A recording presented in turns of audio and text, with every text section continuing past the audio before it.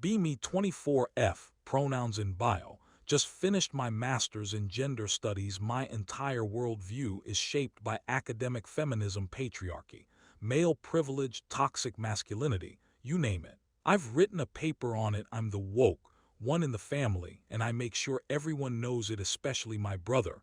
Tom is 27. He's a good guy. I guess has a decent job as a software engineer. His own apartment, hobbies. Friends, he's not a male model, but he's not a troll either.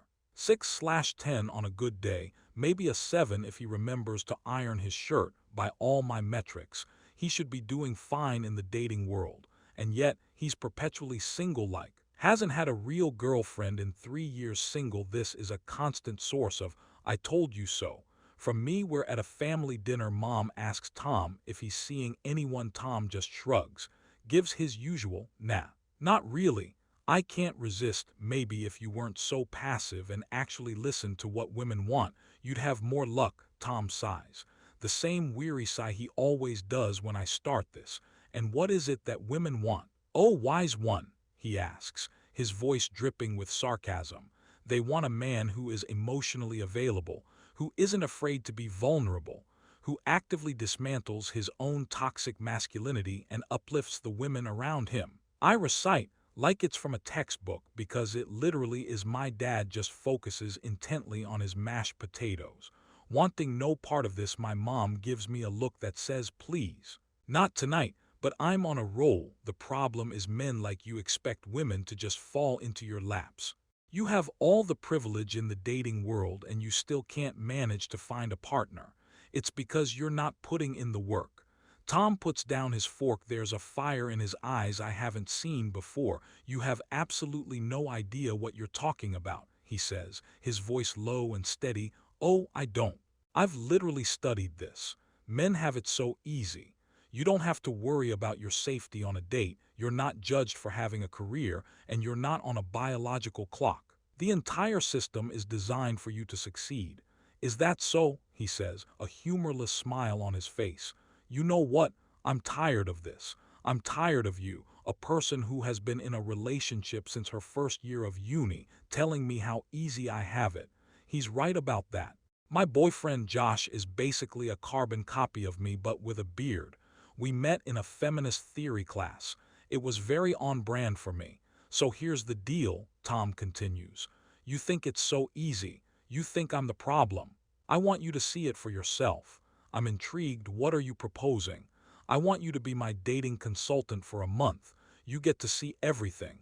My apps, my messages, my dates, if I even get any. You can give me all the advice you want, but you have to watch what actually happens. No more theories, no more textbook answers. You have to face the reality of it with me. A smirk plays on my lips. This is perfect. I can fix him. I can mold him into the perfect, dateable, feminist-approved man. And then I'll have the ultimate I told you so deal, I say, shaking his hand. But when I'm proven right, you have to read The Feminist Mystique and write me a 10-page report. Fine, he says. And when you see what it's really like, you have to admit you were wrong. At the next family dinner, I laugh. That's not going to happen, but sure, deal. Oh, you sweet summer child, you have no idea. The next day, I go over to his apartment, armed with a notebook and a condescendingly optimistic attitude. Operation Fix My Problematic Brother is a go. First things first.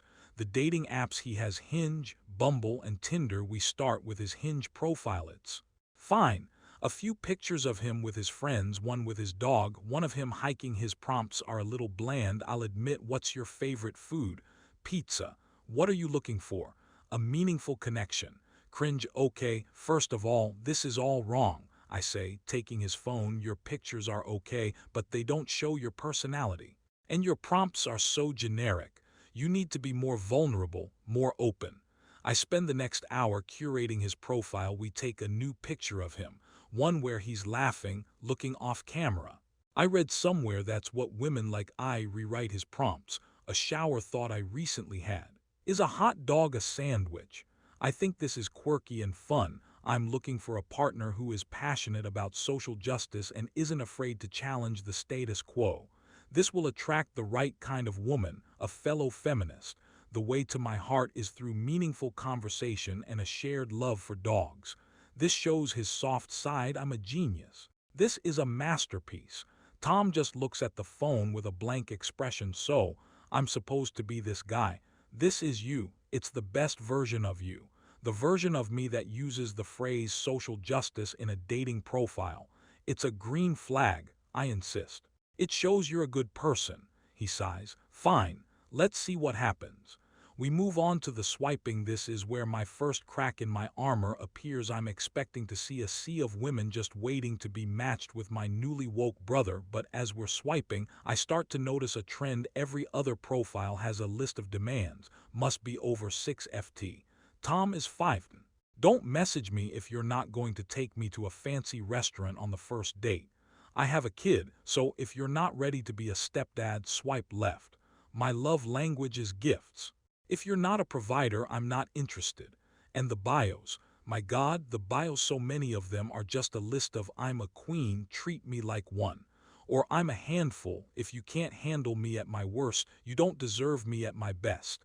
I can feel my feminist programming short-circuiting. This isn't empowerment. This is just entitlement, but I press on.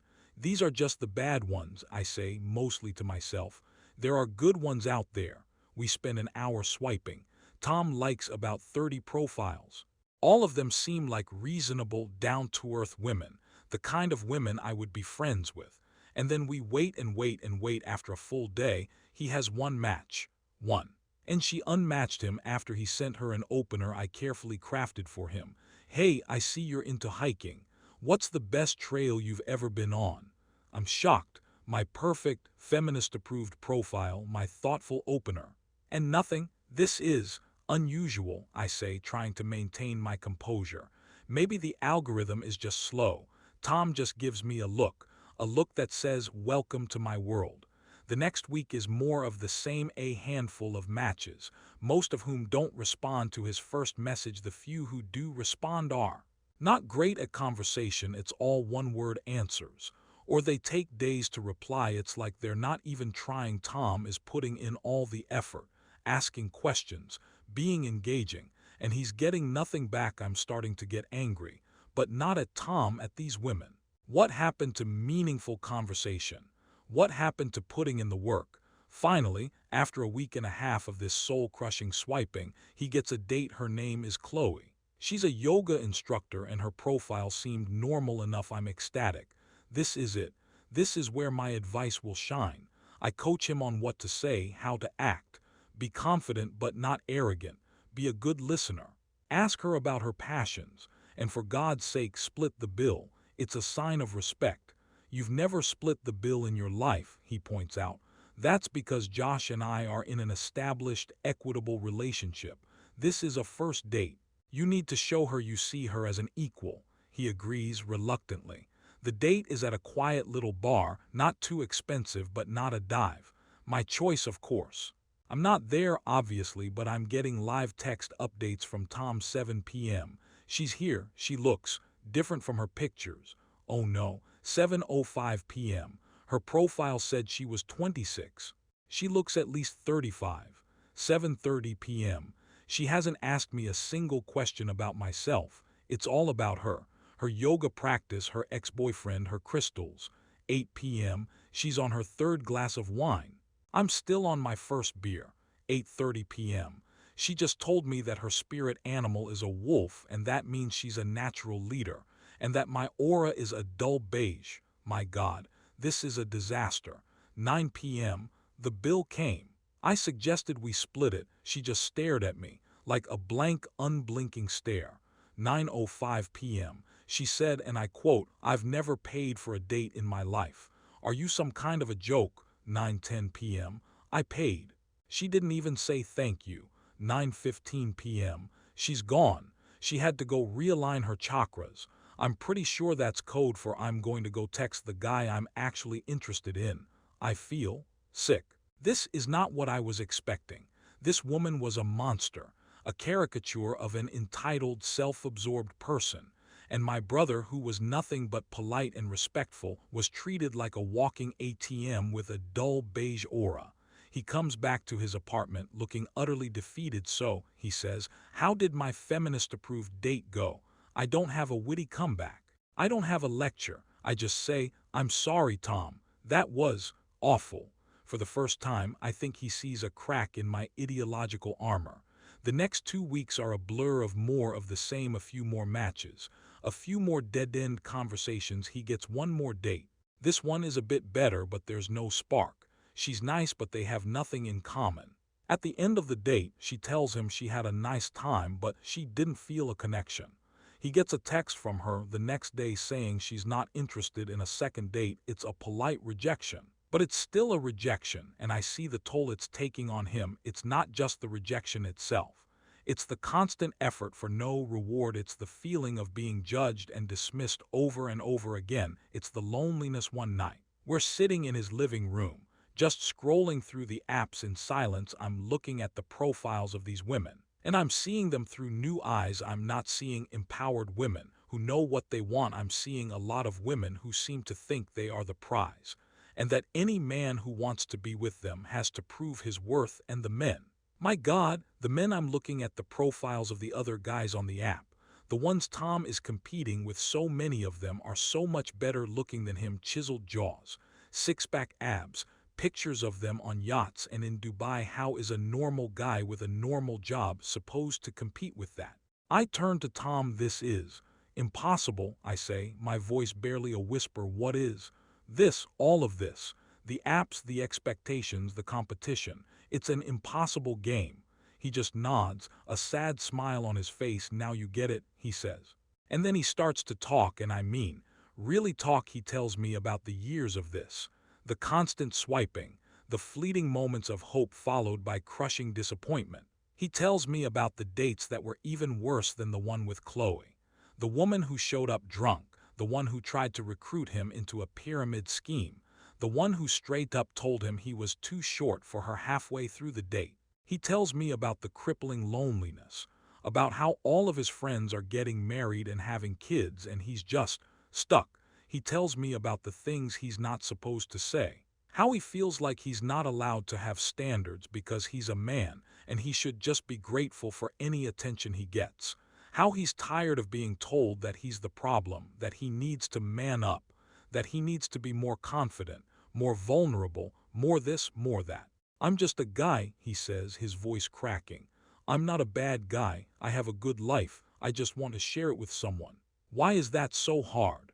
And in that moment, something inside me breaks. My entire worldview, this carefully constructed fortress of feminist theory, comes crumbling down because my theories didn't account for this. They didn't account for my brother's pain. They didn't account for the very real, very human suffering of a good man who is trying his best in a system that seems designed to make him fail. I realize that I've been so focused on the struggles of women that I've been completely blind to the struggles of men. I saw them as the oppressors, the ones with all the power, but I was wrong. Power is not a monolith. It's complex, it's nuanced.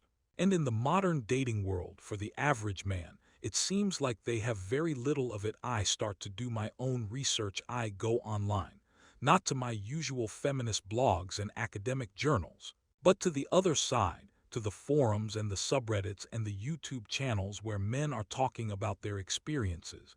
And it's an eye-opener. I see story after story that mirrors my brother's men who are trying their best, who are being told they're not good enough, who are being treated as disposable. I see the statistics on male loneliness, on male suicide rates, on the growing number of young men who have never been in a relationship, and I'm horrified. I realize that while I was busy deconstructing the patriarchy, I missed a crucial part of the puzzle. The patriarchy hurts men too. It puts them in a box, just like it does to women. It tells them they have to be strong, they have to be providers, they have to be successful, and if they're not, they're failures. And in a world where the rules are changing, where women are more independent and have higher standards than ever before, a lot of men are being left behind, not because they're bad men, but because they're just average. And in the hyper-competitive, looks-obsessed world of online dating, average is not enough. The month is almost over. The experiment is coming to an end.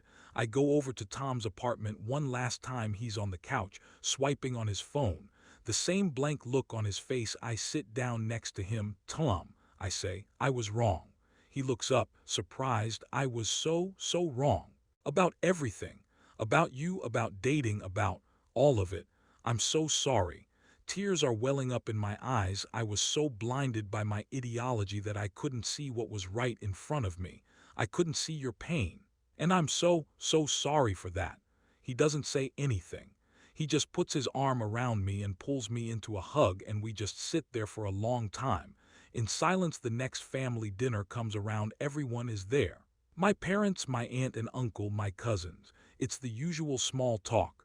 Work, the weather, politics. And then my mom, bless her heart, asks the question, so, Tom, are you seeing anyone special? Before he can answer, I stand up. My hands are shaking. I have something to say, I announce. The whole table goes quiet. I owe Tom an apology, and I owe all of you an explanation. I take a deep breath. For a long time I've been, well, you all know what I've been like. I've been preachy, I've been judgmental, and I've been wrong. I thought I had all the answers. I thought I understood the world, but I didn't. I didn't understand anything. I look at Tom. I spent the last month seeing what it's really like for a guy like my brother in the dating world. And it's not what I thought it was. It's not a paradise of male privilege. It's a brutal, unforgiving, soul-crushing meat grinder. And I had no idea. I turned to the rest of the family. I'm not saying that women don't have it hard. We do. But we're not the only ones. Men are struggling too, and we need to stop pretending that they're not. We need to stop telling them that their problems aren't real, that they're just privileged, and they need to man up. We need to start listening to them. We need to start having some compassion.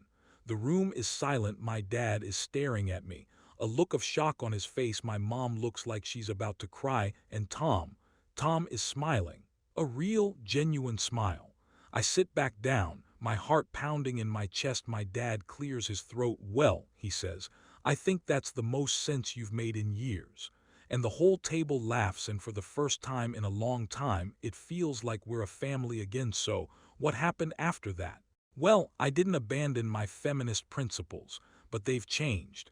They've become more human, more compassionate, more open to the idea that there's more to the world than just a simple oppressor/oppressed binary. I broke up with Josh.